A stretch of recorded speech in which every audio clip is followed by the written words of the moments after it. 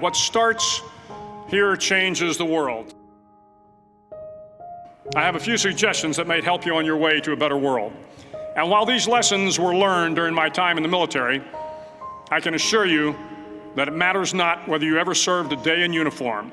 It matters not your gender, your ethnic or religious background, your orientation, or your social status. Our struggles in this world are similar, and the lessons to overcome those struggles and to move forward, changing ourselves and changing the world around us, will apply equally to all. So here are the 10 lessons I learned from basic SEAL training that hopefully will be of value to you as you move forward in life. Every morning in SEAL training, my instructors, who at the time were all Vietnam veterans, would show up in my barracks room, and the first thing they'd do was inspect my bed. If you did it right, the corners would be square, the covers would be pulled tight, the pillow centered just under the headboard, and the extra blanket folded neatly at the foot of the rack. It was a simple task, mundane at best, but every morning we were required to make our bed to perfection. It seemed a little ridiculous at the time, particularly in light of the fact that we were aspiring to be real warriors, tough, battle-hardened SEALs. But the wisdom of this simple act has been proven to me many times over. If you make your bed every morning, you will have accomplished the first task of the day. It will give you a small sense of pride, and it will encourage you to do another task, and another, and another. And by the end of the day, that one task completed will have turned into many tasks completed. Making your bed will also reinforce the fact that the little things in life matter. If you can't do the little things right, you'll never be able to do the big things right. And if by chance you have a miserable day, you will come home to a bed that is made, that you made. And a made bed gives you encouragement that tomorrow will be better. So if you want to change the world, start off by making your bed. During training, the students are all broken down into boat crews. Each crew is 7 students, 3 on each side of a small rubber boat, and 1 coxswain to help guide the dinghy. Every day, your boat crew forms up on the beach and is instructed to get through the surf zone and paddle several miles down the coast. In the winter, the surf off San Diego can get to be 8 to 10 feet high, and it is exceedingly difficult to paddle through the plunging surf unless everyone digs in. Every paddle must be synchronized to the stroke count of the coxswain.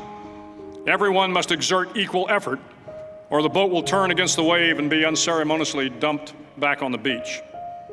For the boat to make it to its destination, everyone must paddle. You can't change the world alone. You will need some help. And to truly get from your starting point to your destination takes friends, colleagues, the goodwill of strangers, and a strong coxswain to guide you. If you want to change the world, find someone to help you paddle. Over a few weeks of difficult training, my SEAL class, which started with 150 men, was down to just 42. There were now 6 boat crews of 7 men each. I was in the boat with the tall guys, but the best boat crew we had was made up of the little guys, the Munchkin crew, we called them. No one was over 5'5". The Munchkin boat crew had 1 American Indian, 1 African American, 1 Polish American, 1 Greek American, 1 Italian American, and 2 tough kids from the Midwest. They out-paddled, outran, and outswam all the other boat crews. The big men in the other boat crews would always make good-natured fun of the tiny little flippers the Munchkins put on their tiny little feet prior to every swim. But somehow these little guys from every corner of the nation and the world always had the last laugh, swimming faster than everyone and reaching the shore long before the rest of us. SEAL training was a great equalizer. Nothing mattered but your will to succeed, not your color, not your ethnic background, not your education, not your social status. If you want to change the world, measure a person by the size of their heart, not by the size of their flippers. Several times a week, the instructors would line up the class and do a uniform inspection. It was exceptionally thorough. Your hat had to be perfectly starched, your uniform immaculately pressed, your belt buckle shiny and void of any smudges. But it seemed that no matter how much effort you put into starching your hat or pressing your uniform or polishing your belt buckle, it just wasn't good enough. the instructors would find something wrong. For failing the uniform inspection, the student had to run, fully clothed, into the surf zone, then wet from head to toe, roll around on the beach until every part of your body was covered with sand. The effect was known as a sugar cookie. You stayed in the uniform the rest of the day, cold, wet, and sandy. There were many a student who just couldn't accept the fact that all their efforts were in vain, that no matter how hard they tried to get the uniform right, it went unappreciated. Those students didn't make it through training. Those students didn't understand the purpose of the drill. You were never going to succeed. You were never going to have a perfect uniform. The instructors weren't going to allow it. Sometimes, no matter how well you prepare or how well you perform, you still end up as a sugar cookie. It's just the way life is sometimes. If you want to change the world, get over being a sugar cookie and keep moving forward. Every day during training, you were challenged with multiple physical events: long runs, long swims, obstacle courses, hours of calisthenics, something designed to test your mettle. Every event had standards, times you had to meet. If you failed to meet those times, those standards, your name was posted on a list, and at the end of the day, those on the list were invited to a circus. A circus was 2 hours of additional calisthenics, designed to wear you down, to break your spirit, to force you to quit. No one wanted a circus. A circus meant that for that day, you didn't measure up. A circus meant more fatigue, and more fatigue meant that the following day would be more difficult, and more circuses were likely. But at some time during SEAL training, everyone made the circus list. But an interesting thing happened to those who were constantly on the list. Over time, those students who did 2 hours of extra calisthenics got stronger and stronger. The pain of the circuses built inner strength and physical resiliency. Life is filled with circuses. You will fail. You will likely fail often. It will be painful. It will be discouraging. At times, it will test you to your very core. If you want to change the world, don't be afraid of the circuses. At least twice a week, the trainees were required to run the obstacle course.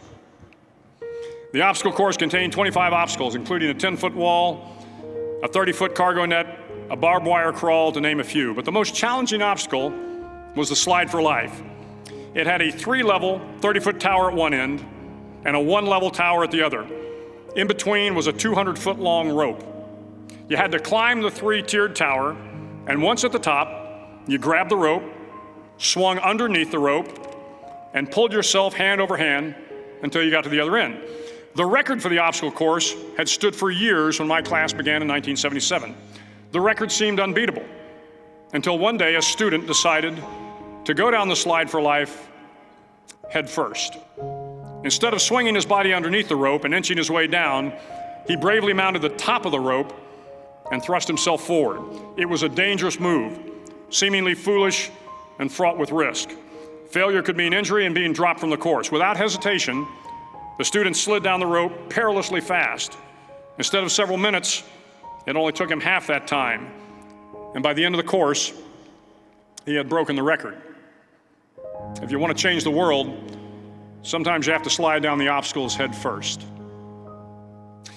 During the land warfare phase of training, the students are flown out to San Clemente Island, which lies off the coast of San Diego. The waters off San Clemente are a breeding ground for the great white sharks. To pass SEAL training, there are a series of long swims that must be completed. One is the night swim. Before the swim, the instructors joyfully brief the students on all the species of sharks that inhabit the waters off San Clemente. They assure you, however, that no student has ever been eaten by a shark, at least not that they can remember. But you are also taught that if a shark begins to circle your position, stand your ground. Do not swim away. Do not act afraid. And if the shark, hungry for a midnight snack, darts towards you, then summons up all your strength and punch him in the snout, and he will turn and swim away. There are a lot of sharks in the world. If you hope to complete the swim, you will have to deal with them. So if you want to change the world, don't back down from the sharks. As Navy SEALs, one of our jobs is to conduct underwater attacks against enemy shipping. We practice this technique extensively during training. The ship attack mission is where a pair of SEAL divers is dropped off outside an enemy harbor and then swims well over 2 miles underwater, using nothing but a depth gauge and a compass to get to the target. During the entire swim, even well below the surface, there is some light that comes through. It is comforting to know that there is open water above you. But as you approach the ship, which is tied to a pier, the light begins to fade. The steel structure of the ship blocks the moonlight. It blocks the surrounding street lamps. It blocks all ambient light. To be successful in your mission, you have to swim under the ship and find the keel, the center line, and the deepest part of the ship. This is your objective. But the keel is also the darkest part of the ship, where you cannot see your hand in front of your face, where the noise from the ship's machinery is deafening, and where it gets to be easily disoriented, and you can fail. Every SEAL knows that under the keel, at that darkest moment of the mission, is a time when you need to be calm, when you must be calm, when you must be composed, when all your tactical skills, your physical power, and your inner strength must be brought to bear. If you want to change the world, you must be your very best in the darkest moments. The 9th week of training is referred to as Hell Week.